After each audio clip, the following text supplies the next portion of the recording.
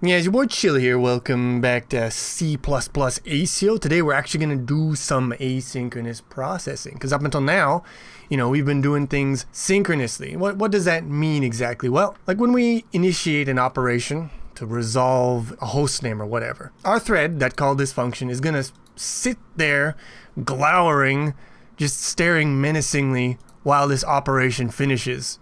Because it can't do anything else, right? It can't connect until it knows the IP address. So it's got nothing to do, just sits there with its thumb up its butt, waiting for this thing to finish, and this thing could take a while because you got to send packets over the internet, obviously. I mean, what are you going to do? You can't do the next thing until this thing is done. Well, let's do a little thought experiment. What if, say, when you issue this command, you put a little sticky note on there.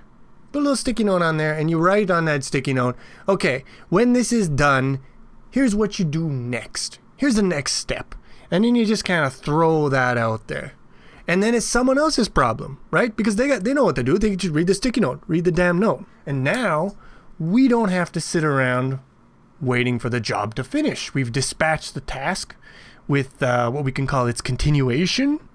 And so now we don't have to be there when it completes. Now, in ASIO and in networking programming in general, the continuation often comes in the form of some callable function or functor object. We call that the callback. And we're going to submit that callback together with whatever other stuff we have to submit to, our functions, like the socket, or maybe, I don't know, like a buffer. We give them all that stuff together, and we say, okay, you got everything you need.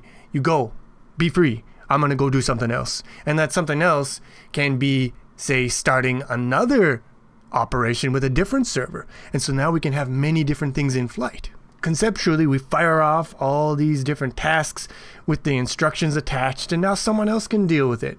And we're free to do other stuff. In actuality, the somebody else is just, future us in a single-threaded scenario, but you get the idea. We'll get into those details in good time. For now, I've blabbed for long enough. Let's get into the code.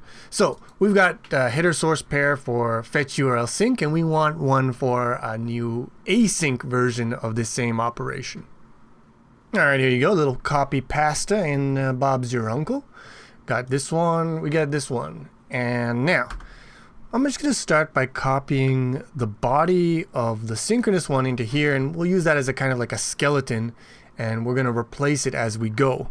Because as we see, things are going to be quite a bit different in the asynchronous version, but the overall flow is the same. It's the same step of operations. So we got our URLs. Now the first thing that we noticed here is this workflow of looping through each URL, processing it, and then pushing back into the responses. It's not going to work for us because we need to have all the responses available in the beginning, because we're going to be initiating all these requests at the same time. So we can create our vector of responses with the size of the number of URLs that we have, and then we have enough responses for each URL from the beginning. Now these three things, they remain the same. They can be shared by all the different interactions, all the different sessions, whatever you want to call it. Now looping through URL string, we're going to change this one a little bit. So we're going to loop over URLs together with their responses. So we can do that with zip. So we go zip, zap, zoobity bop. We zip these two up together, and then this thing is going to be a tuple, and we can destructure that into the URL string and the response. Reference to the URL string and a reference to the response. Now that we have that, we're not going to create a response object. We have a reference to the one in here that we're working with. What we do need to do is we still need to set the URL string into the response. So we can do response.url is equal to a URL string. There you go. All right, we're ready to take our first asynchronous step. So resolve. That's the first thing that we're going to do here. Let me just get this stuff out of here.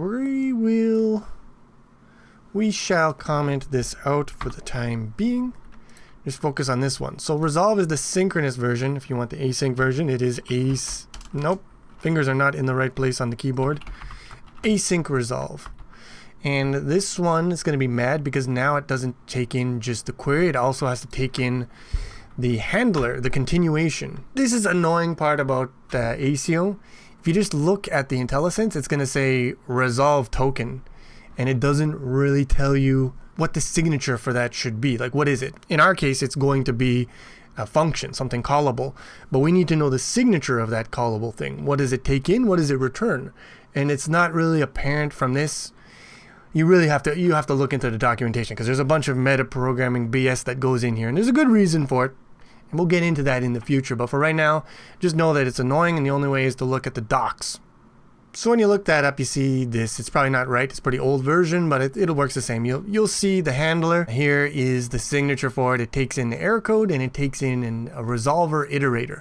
So we can do that. We do const, and we have our little type def or using in there that is Asio error. That's for a boost system error, and we'll call that ERR. And then TCP resolver iterator. Endpoint iter. Okay, so there is our little lambda callback. It's still angry, and that makes sense because now we're not getting the endpoints as a return value. This function is going to return right away, even before it's finished, right? That's the whole point of async. The endpoints are going to come in here in the callback when the result is finally achieved and we execute the callback. So this has to be deleted, obviously. And there you go. So now we enter our flow state. If not error, so if we didn't have an error, then let's just print out messages for now, and we'll fill in this stuff, as we progress. But if we have no error, we'll just say, hey, we resolved. And if we do have an error, then what? Because we can't throw an exception. It's not going to work. Like, this is all asynchronous. This function will return. This will be called from a different context somewhere else. If you throw an exception in there, it's probably going to be weird. So what do we do? Well, what we can do here is we can have like a failure flag. Std string fail. So we'll put the failure case in here. And then when we have a problem, fail is equal to error dot what? We don't have access to fail because we didn't capture it. So let's just capture everything. Now, the other thing is that if we have a failure, like if we want the behaviors to match between sync and async, then we should probably stop everything when we have a failure. So in order to do that, we can do io_context.stop, and that will stop processing of the async operations, and that'll be good. Bob's your uncle. So, and then down here, before we return, we would like to go if fail.empty not throws did runtime error fail. Beautiful. So now we've matched the behavior here. We can try a build. It's a good first step. I suppose it wouldn't be a very good test unless we actually call the function. So just to be quick and dirty to start off with, we'll do include this one, and we will replace this one with async callbacks. And if we run it, okay, so it didn't like completely crap the bed. Fetching 3 URLs in, okay, so first off, seems a little wrong here. Why doesn't it say resolved? Second off, let's just do a little test here. All right, so if we run it with a URL that may perhaps not exist. Apparently there's no problem with that either. Okay, so the error checking isn't working. Something is fishy here. So here's the first thing we need to learn about asynchronous. When you actually initiate these operations, remember when I said, it's like it's someone else's problem? Well, it's actually our problem. So what we have to do then is we have to donate our thread to the thing that is going to wait on all the asynchronous results and execute, the continuations and whatever. So what does that mean? That means you go ioctx.run. You call this, and now your thread is going to block on this and do all this stuff. So do all the work that we had, written on those post-it notes. And you can actually have multiple threads call run at the same time, and they create a thread pool, and there you go. But we're just going to be using one here. Now, if we do this, now we should get some stuff. We should get some sauce. All right, and we get runtime error, no such host is known system. Okay, so that was our exception being thrown. We set our fail flag from inside here, stopped execution of the IO context, and then we threw our exception. So that's great. So now if we remove this guy, a little sussy, and we run it again, we get resolved, fetching 3 URLs, took about 738 milliseconds. Okay, so that's interesting. That's not bad. Seems legit. So now we continue on our journey. What's next? Well, we have to connect, obviously. So let's create our socket. And now we have to do AS, but we don't do connect. We do async connect. Nice. This part is the same. We're going to use our endp iter. And now we need our completion token handler, continuation, all the good stuff. So let's just start off again, kind of similar. We'll do our capture because we're probably going to need it. And what do we take? Well, we generally always take in an error because we can't have exceptions. So we have to take in an error code. We have to check it every goddamn time. And we also take in iterator again. You might be wondering, why is that? Well, that tells us which one we actually connected to. We passed in an iterator into, where is it? Well, the resolve. So we pass in the iterator into here. That could be a list of endpoints. This one tells you which one was actually used. We don't care, so we're not going to give it a name or anything, but it's just you have to match. You've got to match the signature, the callback. It's got to match up. So that seems very happy. Now, as usual, we check our error. We print out our results, or we flag our error and stop the whole show. There we go. Runtime error. The IO operation has been aborted because either thread exit or application request. Alright, that doesn't sound very good. So this one could be hard to debug if you don't know what the hell you're doing. So let me just tell you what's going on here. And this is something that you got to be really cognizant of when you are doing async stuff. So we created a socket here. That's a local variable within this lambda that is getting executed as a result of the resolve operation completing. So we're executing this. We create our socket. We pass that to the async connect function. This returns immediately, even before we connect. And then we exit this lambda and we destroy the socket even before the socket was connecting. So now we have a pending operation on our IO context that says connect this socket to this endpoint, but we also destroyed the goddamn socket. So that's not a very good thing to do. It's not very cash money, as they say. So what we have to do is we have to keep this goddamn socket alive. You might say, well, I'm just going to make like a socket variable up here, but you've got n sockets, one for every URL that you're trying to connect to. So that's going to be annoying. You're going to have a container of them. You're going to have to refer to them by some kind of unique ID index within these lambdas. Ugh. So we're going to do something that is also ugh. We're going to create psocket. This name is it's great. Shared pointer. No, wait. What am I doing? I'm getting lost in the sauce. Make shared. So we're going to make a shared pointer to a socket. And then we got to pass in the parameters for making the socket. So now we have a psocket. And what can we do with that? Well, let's capture it by value in this lambda. So this lambda is going to be created and then passed to async connect. It's going to be stored in some object on the IO context. It is going to live until the operation resolves because you need this thing to do the continuation, right? So obviously it's got to live. So if we tie the lifetime of our socket to this bad boy, then it should be good, right? Now, obviously, we got to change a little bit here. This is not socket anymore. This is psocket, and it is a pointer. So we need to do the pointy boy. All right, but that should work, and that should not give us a catastrophic failure. Yes, we resolve, we connect, we resolve, we connect. And notice that they don't come in the same order. They come in different orders because this is all happening asynchronously now. As soon as one boy is done, he moves on to the next step, even if his friends are still, 2 steps behind. That's just how we do when we do asynchronous. This is good. This is working. We keep the socket alive as long as it needs to be alive. So what do we do after we connect? Well, we got to shake paw. That's this bad boy right here. So let's do a little copy pasta. Sprinkle a little one in the async and a P socket, because we got a P socket now. Async handshake, and obviously we need one more boy. We need the continuation to be continued. So let's capture by reference, because we like to live dangerously. And if you bother to look at the documentation, it says that this one only takes in the error code and nothing else. So that makes for a nice short signature. Keep it short and sweet. Now, here's the other thing.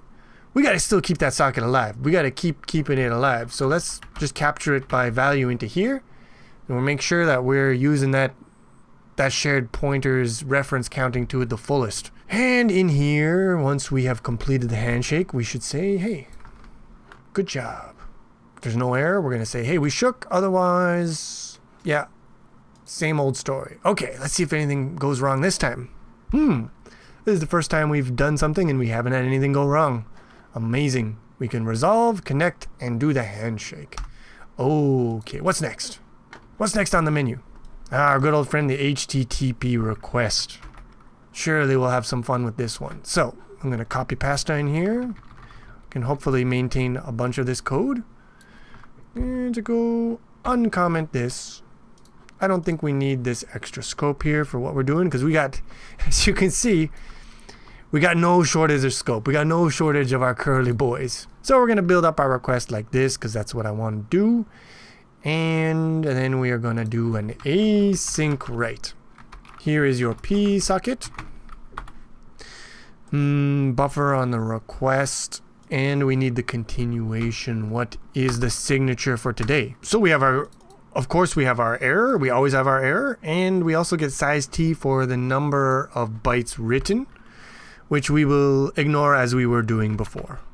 We will continue our custom of ignoring that particular piece of information. So we write the request, and then when we're done in here, of course, we check our error. We enjoy typing. We enjoy typing the same code over and over again. We love error codes. Okay, so here we are. Requested. Nothing could possibly go wrong. Well, certainly the compiler likes it. Okay, it actually didn't crash. I was kind of thinking it might crash, but it didn't crash. Of course, we're keeping our socket alive, so that's good for not crashing. Now, the two things that were kind of sussy for me. This. So these two strings here, we capture them by reference, but we are going to loop through this and exit this scope. And we're going to be down here by the time that this code runs and accesses reference to this path. Yeah? So I would expect that to be a big problem. So this could be undefined behavior, a case of undefined behavior that just happens to work because of the way that the memory just didn't get overwritten or whatever. Or there could be something weird going on that I just don't understand about lifetime management of things. But yeah, I'm going to be conservative here. I'm going to not do the thing that I'm unsure of. But let me know in the comments if you think this is actually just perfectly fine, and give you a rationale for that, because I think this is probably not kosher. So in order to keep things kosher, we do the URL. So let's just do url.host directly into here. I think we're fine to capture URL string because that's just a reference to something that exists in this, which lives until the end of the function. So we can keep that capture and we can reuse that capture down here, url.path and url.host. Now this should be fine in my opinion. Another thing that's a little surprising, but I did some testing ahead of time, so I'm not super surprised about this. We don't have to keep this string alive until the write operation completes. And indeed, we don't even have to give it, like we could just give it a temporary. We don't even have to give it an L value. It works just fine. It's good. It's interesting. It's good to know. But yeah, this one was a little surprising for me. So let me know what you think about that in the comments. But I'm just gonna be a little conservative here. Okay, yeah, and that works. And so we have sent our request. It is time to reap the rewards. So to do that, we have this resizable stream buff that we're going to read into. And then we're going to write that response. We're going to copy that directly into a string. So we have the string. That's just part of the response. I think we probably need to keep the stream buff alive. until the operation completes. Unlike the sending one, I think for receiving, you got to keep that boy alive. But let's just test it out. So we can't do it exactly like this. We're gonna have to finagle it a little bit. Async read until. So we have that. We need our P socket. We need our receive buff. We need our pattern. And we need our handler completion token. That's what it's called. P socket. And this one, I believe it has the same signature as this one. It's got, except in this case, it's the number of bytes read. We need that. We do need that piece of information, so we'll keep that handy. A good old friend, if not error, we gotta check that. Always gotta check that. There's nothing we enjoy more than checking error codes. We're C programmers. Of course we love checking error codes. Let's just put the number of bytes in there just as a little treat. Okay, this should compile. I mean, IntelliSense likes it. And when has IntelliSense ever failed us? Moment of truth. Yeah, that was not going to end very well. Okay, so I think we need to keep our boy stream buffer alive. Right about now is where we start yearning for the days of our synchronous programming where we didn't have to do all this bullshit, but we press forward. Oh, I don't want to do this. That's ugly. There you go. So we keep that alive until we have done receiving stuff. And beautiful. We have received header 1684, 2782, and 415. All right, we are now transmitting bytes from the server to ourselves. This is progress. We are also progressing the indentation of our program quite nicely. Soon we will be off the screen. All right, now to do the stuff we were doing before, dot header, dot resize and overwrite. We could just put it here in bytes. And in here, we do another callback. We enjoy callbacks. So that's just like this, right? Like we can just do it like this. Pointer to a pointer. No. We can do get. Dot get. There we go, that looks good. Maybe put a little semicolon in there. So if we do this, now we should be able to see the content of those headers in our final output. There they are, beautiful headers. We love our headers, don't we, people? Okay. Another thing to tick off the list. We can get rid of this. Those are our crib notes. We can get rid of stuff down here. Oh, we've gotten through another like 4 lines of code that have turned into many more lines of code. All right. Receive content. Okay, so now here's the fun thing. Because this is a loop. And loops are not quite so simple when you've got to do callbacks. They become recursion. The function calls itself, which is annoying because we're creating these functors in here, and so they don't have names to call themselves. So we have fun. We have fun here, people.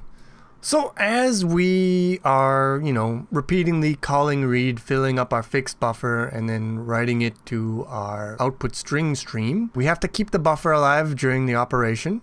So we're going to need to keep this one alive. Obviously, we're going to need to keep the stream alive over the multiple operations until it is finished. And we also need a place to store the recursive function that we're going to call to do all this BS. So let me try something here. Struct. I wonder if I can just make this like an anonymous struct that doesn't even have a goddamn name. All right, so we need the content stream. We need our fixed buffer. I think we'll have to wait a minute. Maybe we don't have to give up on us on our pipe dream. Don't let your memes be dreams. Did string. How about that? There you go. And then we need a thing to call. So I think we can do this like std function. I'm pretty sure that's bullshit. All returns void.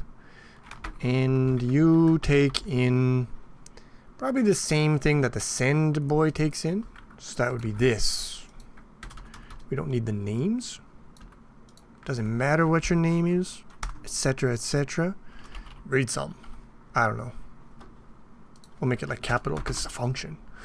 And we're going to call this our read context. There we go. We create our read context here. No, we don't. Okay. I'm dumb. This cannot be anonymous because we need to actually create it as a shared pointer. So obviously, yeah, p read context is equal to std make shared read context. Aren't we just having a lot of fun here with asynchronous callbacks? Just having a barrel of laughs. P read context dot reads, no, doesn't make any sense. Read sum is equal to, you know, we got to keep the socket alive anyways. So instead of capturing it in a weird lambda, we might as well, where do we make the socket to begin with? Up here? Yeah. We'll put it with the other things we got to keep alive. Seems only fitting. Shared pointer p socket. There you go. There's our p socket. P read context pointer to p socket is equal to p socket. We will keep you alive in here now. There's your new home. Read context. So now we got to make the function like you. Very similar. Like that. Yeah. Well, now don't mess with my indentation, boy. Okay, we don't need to hold the socket or the receive buffer in here. All we gotta hold now is the p read context. You gotta keep yourself alive. This is weird. I'm just thinking like this thing holds the functor, which holds the pointer, which keeps itself alive. I think it's a little sus. Not gonna lie, but I think it could work. It's fine. So we should probably do this thing outside of the recursion because it only has to happen once and we need the other receive buffer to do that.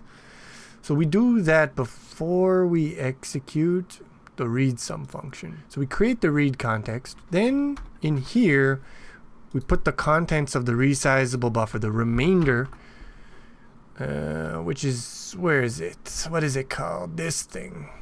That's u. Size is greater than 0.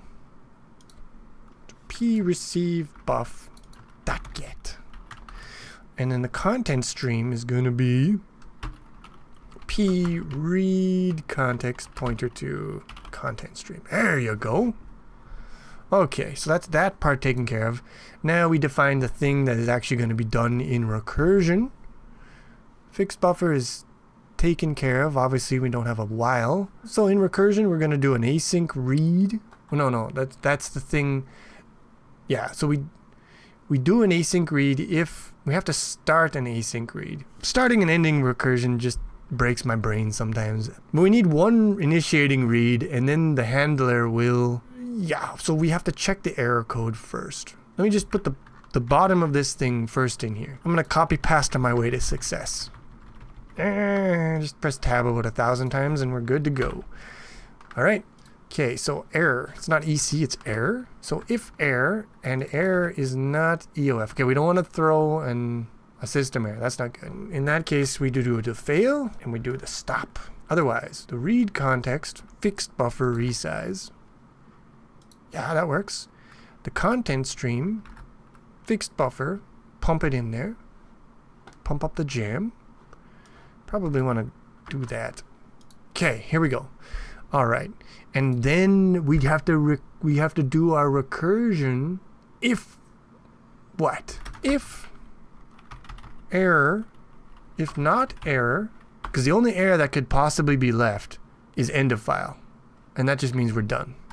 So if we don't have an error, that means we don't have an end of file, which means we got to do some more reading. So we do async read p read context p socket. Star fixed buffer. We need to prefix that with this, like that. And we don't need to pass in EC because that's not how this works. We need to pass in the continuation, which is p read context pointer to read sum. Yo, it worked, sort of. Probably. This abomination. This utter abomination. And we're not going to print to see out every time we read sum. I guess we could print else. If there is an error, it must be end of file. Then we can just do received content. Ha. N bytes? Nah, because there's lots of bytes. You know what I mean? The last one's probably 0 bytes because it was a end of file. Okay. Whew. And now we just got to initiate the first read. So we do async read. We got to call async read. We got to type it twice, which is kind of fugly, but you know, fugly is the name of the game when you're doing callback hell. psocket, buffer, fixed buffer. Yeah, good. In here and out here. I'm just trying to convince myself that this makes sense. I can't think of anything off the top of my head, so I think we're done. Oh, behold. Behold. Well, I shouldn't count my chickens before they hatch. This might not either build or it might not run, so we might have more work to do. Okay, yeah, that's just I didn't have to run it. I just realized I forgot something. So when we finished reading, obviously we got to now put that garbage into the response. So response dot content is equal to p read context pointer to content stream dot string. There we go. So that should make a little more sense. Okay, moment of truth. Pooh. To be honest, I was not really expecting it to work, but I knew there was a chance, and we did it. We did it, people. It looks to be intact as well. It doesn't look like we got anything truncated or beheaded. It looks all good.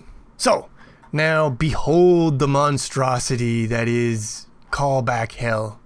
Oh, the indentation. Oh, the humanity. Look at all of our beautiful... This is what happens when you can't use goddamn exceptions. Oh, check every single goddamn error code. Ugh. Just makes me want to vomit. Bitch, you live like this? Alright, now to do the full-on yummy test. So we gotta remove all these couts because they'll mess with our results possibly. So we get rid of all this little login. I gotta believe I've removed the noise. And we should now enhance our command line. So let me see here. Enum class mode sync async callbacks. There we go. We add a little enumeration option to the command line there and in main.cpp. So we'll switch ops mode. Case is mode. This is async, right? Async callbacks.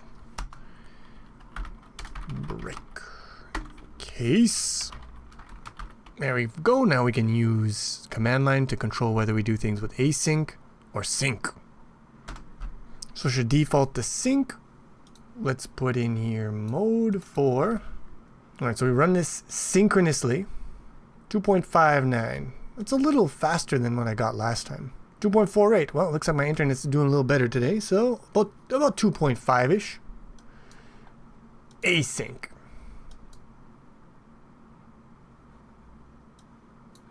(1.14). Yeah, at least twice as fast.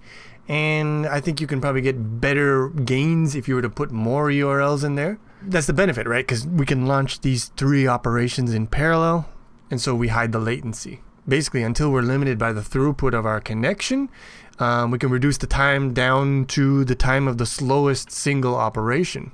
And we're able to do that with a single thread. We don't have to do multiple threads. We don't have to synchronize between those threads.